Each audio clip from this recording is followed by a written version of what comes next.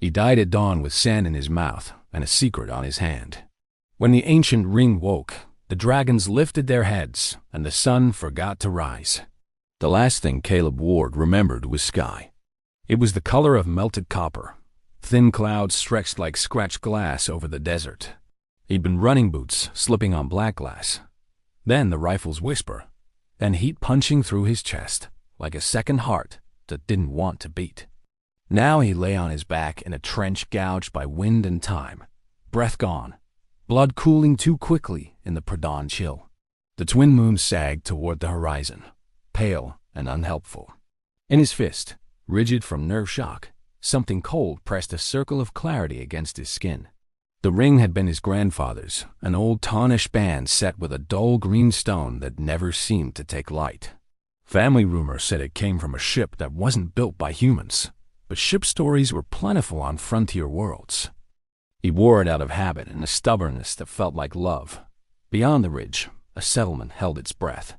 Dragon shapes, two only watched from a rooftop, one copper bright even in dimness, one a sapphire wisp that hummed when she breathed. Between them stood an elf woman with hair like wheat in shadow. She didn't move until the last echo of the rifle faded from the flats. Then Leora began to walk. She crossed the glass sand with a hunter's patience, but there was nothing predatory in her face. Her dragons glided from the roof to flank her. Ember, the copper, moved as if fire had taught him courtesy. Lou, smaller and bright, hovered near Leora's shoulder, spilling a soft light that turned dust motes into falling stars. Leora didn't speak when she reached the trench. Words had weight. The dead were already carrying enough. She knelt, cleaned sand from Caleb's face with the hem of her cloak, and let her fingers hover near his mouth. No breath, near his neck. No pulse. Blue made a sound like a question. "I know," Leora murmured. Too late and still too soon. She moved to close his hand around the ring more gently, and that was when she felt it faint as the thrum of a string across a distant room. The stone in the ring warmed against her skin. Leora frowned. She had felt Thalana relics wake before. Most hummed, some burned, a few sang, but this pulse was different. It matched the rhythm of the desert itself, slow and patient and very much alive. "Old thing," she whispered to the ring, as if to a cautious animal. "What are you?" The sunlight broke the far edge of the world. Dawn came thin and red. The ring answered. A green filament bloomed inside the stone, branching like lightning trapped behind glass. It leapt not outward, but inward, turning on some lattice woven through bone and blood. Caleb's back arched. He exhaled a broken gasp, the first sound of a machine finding power after long silence. Blue darted up in surprise. Ember braced, claws digging into fused sand, eyes wide and gold. Caleb coughed. The air returned like a bad memory. His eyes snapped open, bleary with pain. He flinched at Leora's silhouette, the sharp ears, the halo of Blue's light, then locked on the ring as if trying to place which dream he was in. "You were dead," Leora said quietly. "It appears you failed to remain so." He tried to sit up, then thought better of it. "Give me a minute," he rasped. "First day back." She almost smiled. "Your jokes returned with you." "That is promising." She pressed a sealed pad to his wound. The pad hissed, knitting skin with a soft heat that didn't feel like burning. "Who shot you?" "Salvage hunters," he said. "Corporate brand. Vassic colors under dust. I found a thing they wanted in the old relay ruins. They made an offer. My lungs made a better one." Leora lifted his shoulder and slid her cloak beneath him. "What did you find?" Caleb's fingers tightened around the ring. The stone glowed softly, like an ember that refused to admit it was ash. "I thought it was a ring," he said, half to himself. "Turns out it's a set of instructions I can't read." "Not human," Leora said. "Not ours," he agreed.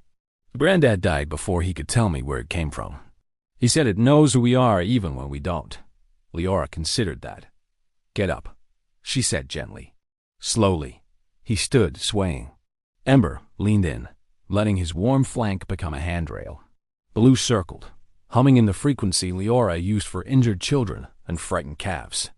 Caleb blinked at both dragons, trying not to look as awed as he felt. "You're real," he said. "As are you. Leora replied.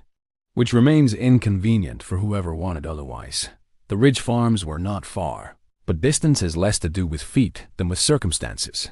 Leora moved with measured speed, scanning the horizon.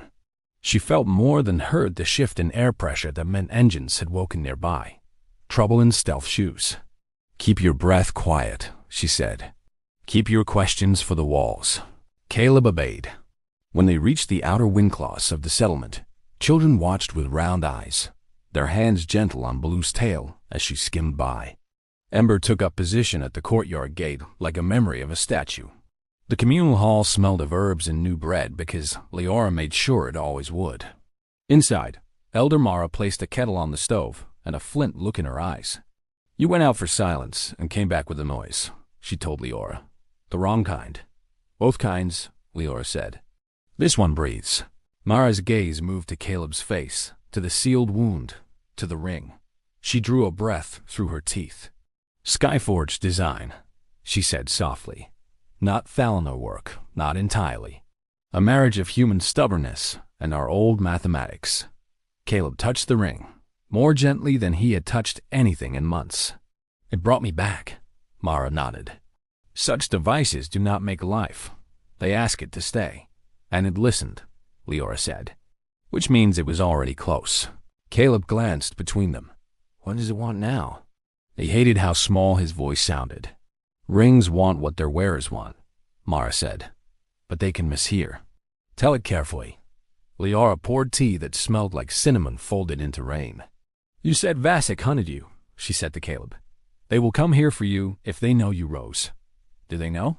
Maybe, he said. They have Death Watch satellites on every port. But I died wrong. The ring kept me dark for a while. As if to contradict him, a tone chimed from the corridor, two soft notes, then one long, a sentinel's warning. Ember's head jerked up. Blue froze in midair, all brightness now ablaze. Leora set her cup down. They learned. Mara took the kettle off the flame. War first, she said. The old refrain like a recipe she hated and remembered by heart. Leora turned to Caleb. Can you run? He looked at the door, at the dragons, at the ring humming against his bone. He felt fear traverse his ribs like a small, quick animal, and felt something else wake and reach for it. No, he said. I can stand. Her gaze held his, weighing and finding balance. Then stand here, she said, and handed him a slender rifle that felt lighter than it should. Do not fire unless I say. The dragons do not like surprises. Noted. They stepped into the courtyard. Dusk had become that thin gold between night and day when shadows are polite until asked not to be. A skiff slid over the ridge with its lights dim and its voice loud. House rescue, it called. Present the injured for transfer. Leora lifted her chin. We do not present the living to thieves. The skiff hummed closer. The hatch began to open. Caleb felt the ring throb once hard, like a drumbeat under his thumb. A line of symbols flickered through his mind shapes he didn't recognize and somehow understood. Blue rose like a thrown coin. Ember's chest swelled. Leora's hand went to the blade at her back, and the morning late to its work struck the village in a sheet of white. Caleb's pulse matched the ring's light. He had died at dawn. Now he was ready to learn what that counted for. The desert wind howled against the courtyard walls. The skiff descended, its thrusters stirring clouds of sand that swirled around the figures below like a storm of ghosts. Caleb stood at Leora's side, the old rifle braced against his shoulder. The ancient ring on his hand pulsed with faint green light, steady now, not frantic. The hum beneath his skin felt alive, waiting for instruction. Leora raised a hand, signaling the dragons. Ember crouched low, smoke curling from his nostrils. Blue hovered just above them, wings humming at a pitch that made the air vibrate. Hold, Leora said quietly. Let them speak first. Caleb squinted as the skiff's side door slid open. 3 figures emerged, 2 armored soldiers and 1 unarmed man in a gray coat. The man's face was sharp, his eyes flat with corporate calm. He carried himself like someone used to commanding people who hated him. Leora of the Skyforge, he said, and the human who should be dead. You have what belongs to us. Leora's tone was cool. You mistake mercy for ownership. The man smiled thinly. You mistake theft for virtue. That ring is house property. It contains technology lost since the Thalanar collapse worth more than your little village and your dragons combined. Caleb felt the heat rise in his chest, but it wasn't anger alone. It was the ring. It pulsed faster, syncing with his heartbeat. The man's words, "belongs to us," echoed like a challenge carved into bone. He forced his voice steady. "You killed me for it. You don't get it back." The corporate envoy tilted his head. "Death is a transaction, not an argument. You were paid in full." The soldiers raised their rifles. Blue hissed. Ember's tail lashed, cracking the stone courtyard. Liara's hand touched Caleb's arm lightly. "When I move," she whispered, "you drop to the left." He nodded once. The ring thrummed, eager. The envoy lifted his hand, and everything happened at once. Liara lunged forward, her cloak flashing in the light as she drew her blade. Ember roared, unleashing a cone of flame that rolled across the courtyard, turning sand to glass. The soldiers fired. Bolts of plasma splashed against the dragon's scales, doing nothing but angering them further. Caleb dove left as told, landing hard and returning fire. His first shot hit a soldier square in the chest, knocking him backward. The second shot went wild, but before he could steady, the ring flared. Time slowed. He could see the plasma bolt coming toward him, a line of molten light cutting through the air. Instinct made him throw up his hand. The ring blazed, a green shield unfolding from his palm like liquid crystal. The bolt hit, scattering into sparks that died before reaching him. When time snapped back, the soldier who'd fired stared in disbelief. Caleb barely felt his own legs move as he closed the distance and swung the rifle like a club, connecting with the man's helmet. The soldier dropped. Liara was already in motion, her blade singing through air and armor. When she struck the envoy's hand, the device he held shattered, sparking violently. He staggered back, clutching his arm. "You can't stop the house," he spat. "There are thousands more." "Then let them come," she said. "We will teach them how dragons greet thieves." Ember roared again, and blue shot upward, releasing a burst of electric light that scrambled the skiff's engines. The ship spun out, crashed into the dunes, and exploded in a column of orange flame. Silence fell, broken only by the crackling of burning sand. Caleb lowered the rifle, his breath ragged. "I thought you said we were letting them speak first." "We did," Liara said, wiping her blade clean. "They just ran out of words." Blue landed beside them, chirping softly. Ember nudged Caleb's shoulder with his snout, almost approvingly. "You fought well," Liara said. "For someone newly resurrected." He glanced at the ring. "It fought for me. That may not be the blessing you think it is." She turned toward the settlement. Smoke curled in the distance, and villagers peeked from behind doors, wide-eyed but unhurt. Elder Mara appeared at the gate, her face grim. "They'll send more," Mara said. "They'll burn this place for defiance."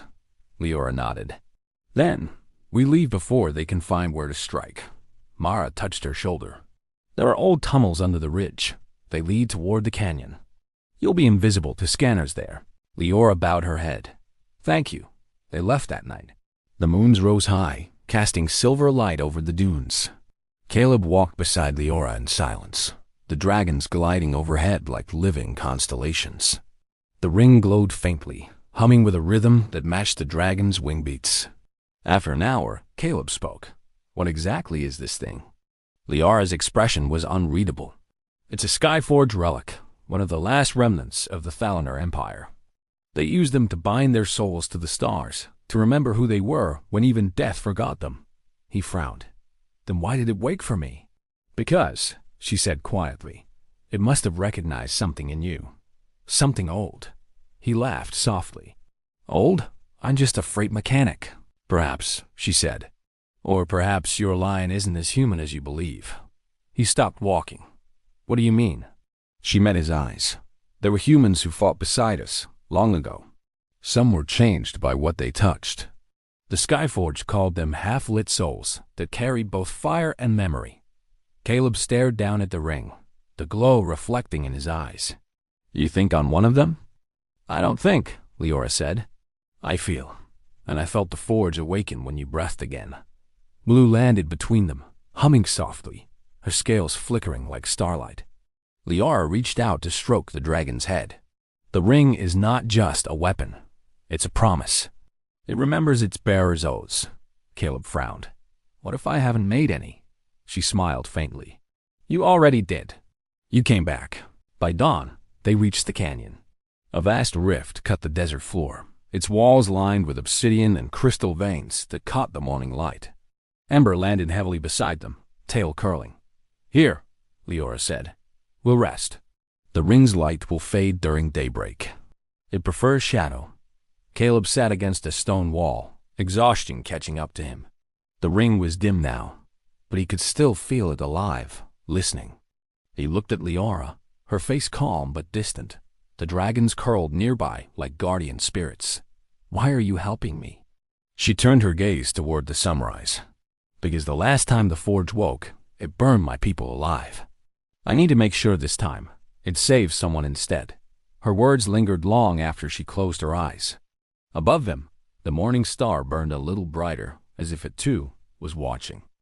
The canyon walls rose like cathedral spires, black glass streaked with veins of emerald light. The wind here didn't howl. It whispered. It carried voices from deep below, echoes of a forgotten world that seemed to remember the people walking above it. Caleb trailed behind Liara, one hand against the wall to steady himself. The ring pulsed faintly, responding to something hidden in the stone. It felt almost like recognition, as if the canyon itself knew him. Above them, Blue darted between ledges, her soft bioluminescence casting ghostly ripples across the rock. Ember followed from below, his heavy wings stirring dust into glowing spirals. Liara glanced back. Careful where you step. The Skyforge tunnels are older than memory. They'll open for you if they think you belong and drop you if they don't. Caleb tried not to look down. That's comforting. It should be, she said, her tone gentle but firm. They only open for those carrying the ring's light. He raised his hand, the green glow faint in the morning gloom. Then I guess we're safe. Safer, she corrected. After several miles, the path widened into a chamber carved by hand and time. The walls were etched with rune circles inside circles, intersecting lines of silver that pulsed faintly in rhythm with the ring. Liara brushed her fingers across one of the symbols. This place remembers the first fires. My ancestors forged the dragons here before the wars. When they fell, they sealed the knowledge inside the stone. Caleb stared at the runes. What kind of knowledge? Creation, she said. And destruction. Her voice held both reverence and warning. He knelt, tracing the nearest symbol. It shimmered under his touch, then brightened. The floor beneath him glowed, lines of light connecting every mark in the chamber. The dragons growled softly, uneasy. Liara turned sharply. What did you do?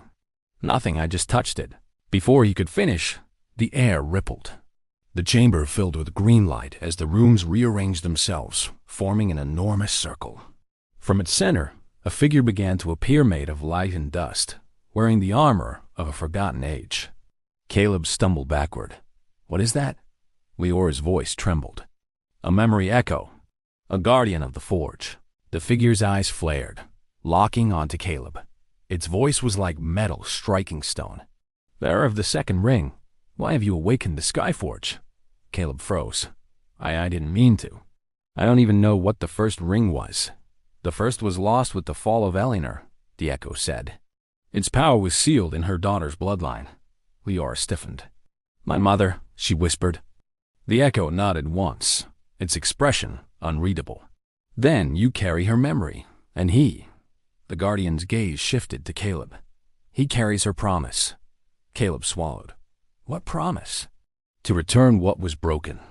To awaken the bond between fire and flesh. The ring chose you because you still believe in life, even when it kills you. Liara looked between them. You're saying the ring didn't just revive him, it marked him?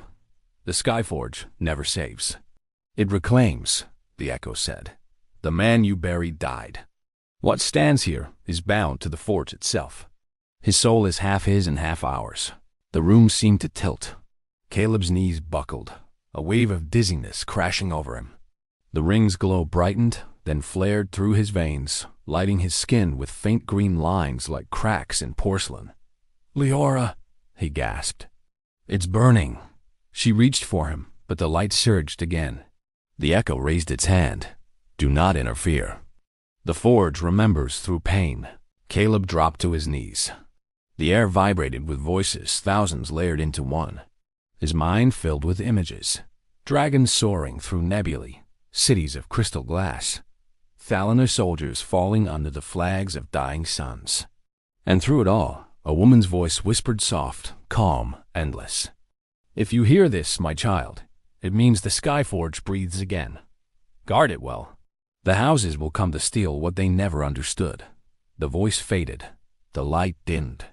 When Caleb lifted his head, the echo was gone. Only the rune circle remained, faintly glowing like a scar. Leora knelt beside him, her face pale. You saw her, didn't you? He nodded, shaking. She spoke to me. Said something about guarding the forge. And the houses. Leora exhaled, a tremor in her breath. Then your fate is sealed with mine.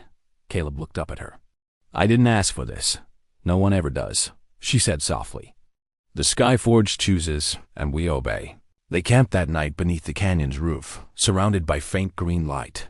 Ember coiled near the entrance like a living furnace, and Blue curled on Leora's lap, her breathing steady as a heartbeat. Caleb sat apart, turning the ring in his fingers. The stone now glowed with steady light, no longer dull or erratic. It felt aware. He whispered to it, half joking, half afraid. What do you want from me? It pulsed once in reply. Leora's voice drifted from the shadows. It wants purpose. So do you. He met her gaze. You think it's alive? I know it is. The Skyforge binds soul to memory. That ring carries echoes of those who wore it before you. You are never truly alone again. Caleb looked back at the glowing band. That's not as comforting as it sounds. She smiled faintly. It never is. Before sleep claimed them, Leora rose and walked to the mouth of the canyon. She looked out at the desert beyond, where faint lights shimmered on the horizon. Warships. She whispered to Ember without turning. They found us. The dragon's eyes opened, fire flickering inside. Blue stirred awake. Leora's hand went to her blade, but her voice stayed calm. Tomorrow, the houses will come for their relic. But they'll find more than they expect. Behind her, Caleb stirred as the ring flared bright again, as if answering an unspoken call. For the first time, he didn't flinch from it. The night before the storm broke was eerily quiet. The canyon slept beneath a blanket of cold wind, its veins of green light pulsing slowly like the heartbeat of something immense buried below. The dragons sensed it first. Ember lifted his head from the sand, nostrils flaring, and Blue rose silently, her wings trembling with static. Leora stood at the edge of the cavern's mouth, eyes fixed on the horizon. A faint red glow pulsed there, steady, deliberate, moving closer. They're engines, she said softly. Vasek warships. Behind her, Caleb tightened the straps of his armor. The ring's faint green aura had grown brighter since they'd left the forge, as if it were feeding on his heartbeat. He felt it humming through his bones, alive, restless, waiting. They found us faster than you expected, he said. Leora's lips curved into something between a smile and a sigh. The houses always find what they fear. He checked his rifle. Then they're about to fear a lot more. She turned to him, her cloak snapping in the wind, her hair catching the canyon's faint light. You are not the same man who died at dawn, she said. The ring is changing you. When the time comes, you must decide who leads your heart or the forge. He met her gaze. What happens if I choose wrong? The world learns what fire truly means, she replied. By dawn, the first ships appeared. 6 Vasek dropships broke through the upper clouds, moving in formation like predators circling wounded prey. They carried corporate banners and energy lances that glowed like miniature suns. Leora didn't look away. Ember, Blue defensive spread. We hold the ridge. No flames until I signal. The dragons obeyed instantly, rising into the light like omens. Ember's wings cut through the rising dust, while Blue darted ahead, lightning crackling from her claws. Caleb crouched beside Leora behind a cluster of stones. The ring pulsed faster as the ships approached. He could feel them, every thrumming engine, every flicker of power. The sensation was overwhelming. "What's happening to me?" he whispered. "The ring is binding to the forge through you," she said. "It's learning your instincts. It will do what you imagine most clearly." He stared at her. "You mean if I think about—" "Yes," she said sharply. "So think carefully." The first drop pod hit the ridge with a thunderous crack. Soldiers poured out, dozens of them, clad in matte gray armor marked with Vasik's sigil, a serpent eating its own tail. Their boots hit the sand in unison. "Targets confirmed." A voice barked through a speaker. "Recover the relics. Terminate the carriers." Leora drew her blade. "Caleb, now." He nodded. The next seconds were chaos. Ember roared, unleashing a wall of fire that rolled across the ridge like molten wind. Blue Dove, her wings flashing arcs of lightning that danced between soldiers' weapons, shorting their rifles before they could fire. Caleb moved without thought. The ring burned bright as he lifted his hand. A translucent barrier erupted in front of them, green light hardening into crystal. Plasma bolts struck it and ricocheted harmlessly into the dunes. He could feel the shield every impact like a heartbeat against his skin. And with each pulse, he grew stronger. Leora fought beside him, her movements sharp and fluid. Her blade left trails of light with every strike, each swing cutting through armor like paper. "Left flank," she shouted. Caleb turned, and the ring reacted before he could aim. A blast of green energy surged from his palm, slicing through two soldiers at once. They fell, armor smoking.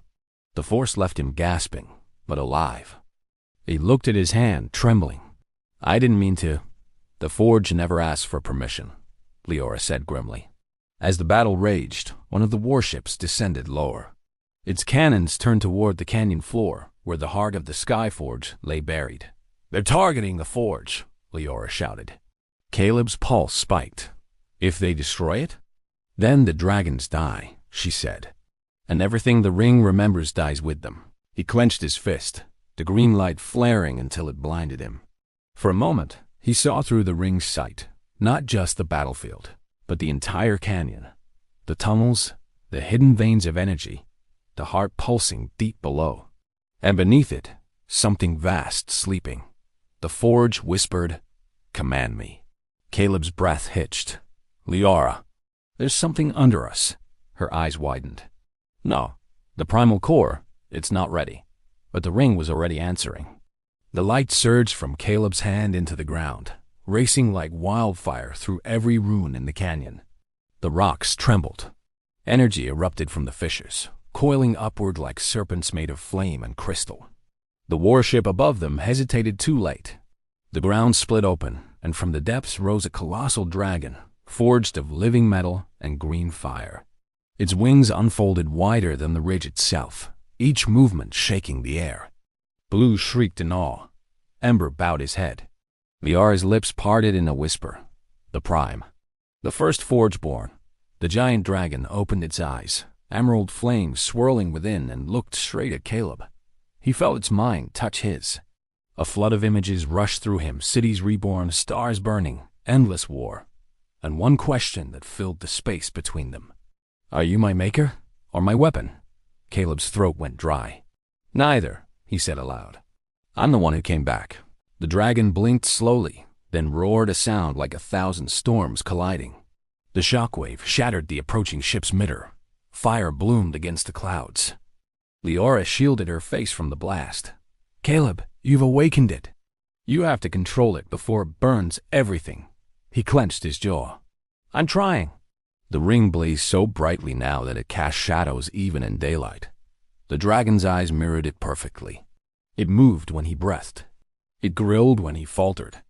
Then finally it stilled. The great creature lowered its head, wings folding. Its voice rumbled across the battlefield, deep as thunder. "The Forge remembers your kind. You were the ones who built and broke. But you—" its gaze lingered on Caleb. "You died and chose to return. That makes you something new." Leora stepped beside him, awe softening her face.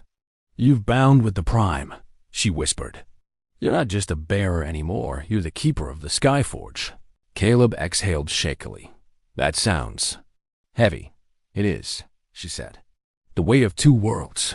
He looked at the destruction around them, ships burning, Soldiers fleeing, dragons circling the newborn prime. What now? Now, she said quietly, the houses will come with everything they have. You've given them something to fear again. But this time, they'll find humanity standing beside us. The prime dragon lowered its massive head until its glowing eye was level with Caleb's. Then let them come. That night, the canyon glowed like an emerald sunrise. The forge thrummed beneath the sand, alive again. Leora sat beside the heart, watching its rhythm sync with the ring on Caleb's hand. He joined her quietly, exhausted but awake. You've changed, she said. Your eyes carry light now. He gave a faint smile. You're saying I glow? I'm saying you burn, she replied. And that scares me more than the house ever did. He reached out, covering her hand. Then I'll learn to burn gently. Her lips curved. See that you do, keeper. High above them, among the shattered clouds, the stars seemed to rearrange themselves. The forge's energy reached out, spreading through the void like veins of light across the galaxy, whispering to other sleeping relics. The Skyforge had awoken, and it remembered its children. The storm was over. For the first time in 1,000 years, the Skyforge was awake and it sang. Its song moved through stone and sky, carried by dragons' wings and by the wind that had once scoured dead lands. The canyon that had been a tomb now glowed with new life. Molten veins of emerald light traced along its walls, turning the desert into a cathedral of rebirth. At its center, Caleb stood beneath the towering prime dragon, its wings folded like mountains of green fire. Liara approached from the shadows, her cloak flickering with the forge's light. You've quieted it, she said softly. It listens to you now. Caleb's voice was low. It's not me. It's the vow I made when I came back. Leora tilted her head. To who? He smiled faintly. To the ones I left behind. To life itself. They walked along the ridge where the last of the Vasic warships lay broken, their metal husks smoldering under the twin suns. Ember and blue circled above, watchful but calm. The ring on Caleb's hand glowed faintly, not with violence now, but with quiet rhythm. The same pulse echoed through the forge's heart, through the dragon's scales, through Leora's own veins. The world was changing. Your people will come for this place, Leora said. To destroy it or to claim it. They'll try, Caleb replied. But the forge isn't theirs anymore. It's everyone's. Leora smiled a weary, luminous thing. You speak like a leader. I'm a mechanic who won a fight he didn't start, he said. But if leadership means keeping this light alive, then I'll wear it. She looked down at the dragons, her voice quiet. Then we'll stand with you. The Thalaner owed the forge a second chance. He met her gaze. And I owe it to you. That evening, the survivors gathered in the hall of the Skyforge. Elves, humans, and wanderers who had fled the house's control. They filled the chamber with murmurs, with laughter, with a fragile kind of hope. Caleb stood before them, the prime dragon's shadow stretching across the floor behind him. The house is ruled through fear, he said. They told us the forge was a weapon, that dragons were monsters, that the dead had no right to return. But we're proof they were wrong. He raised his hand, and the ring flared gently. The forge doesn't belong to the past anymore. It belongs to everyone willing to protect the living. We build again not as masters or relics, but as kin. The crowd stirred, voices lifting in agreement. Leora watched him from the side, her eyes bright with pride. When he stepped down, she joined him quietly. You've given them what my mother couldn't, she said. Peace, he smiled softly. You gave me the reason to try. Later that night, under the twin moons, they stood beside the heart of the Skyforge, a vast pool of glowing crystal. The forge reflected their faces, as if seeing them for the first time. You could leave, Leora said. Go back to your people. Back to the stars. He shook his head. My world ended when I died at dawn. This one began when you found me. She stepped closer. Then stay. I already did, he said. The prime dragon stirred, exhaling a slow breath that rippled the pool's surface. The smaller dragons leaned against one another, humming softly. Leora placed her hand over his, her touch light, warm, alive. The ring brightened no longer the cold green of battle, but gold-edged and steady. The forge responded in kind, casting their shadows upward like fire painted across the stars. "What now?" she whispered. Caleb looked up at the constellations. "Now we make the world worth saving." Weeks passed. The forge became a sanctuary. Ships from distant colonies arrived, not to conquer, but to trade, to learn, to rebuild. Dragons flew openly again. Children ran through the halls that once held only silence. One morning, as dawn crept over the horizon, Liara found Caleb sitting on the ridge, watching the sun's rise. He smiled when she sat beside him. "I used to be afraid of this hour," he said, "the moment I died. But now, it's when you were reborn," she finished. He nodded. "Maybe the forge didn't bring me back to fight. Maybe it brought me back to remember how to live." Leora's hand brushed his. "Then live," she said softly. "For both of us." They watched the light spill across the dunes gold, then silver, then green, as it caught the forge's glow. And for the first time in recorded memory, dawn came not as an ending, but as a promise. If this story stirred your imagination and your heart, don't stop here. Subscribe now to Sci-Fi Stories and join our galaxy of human alien adventures, new cinematic HFY stories every week.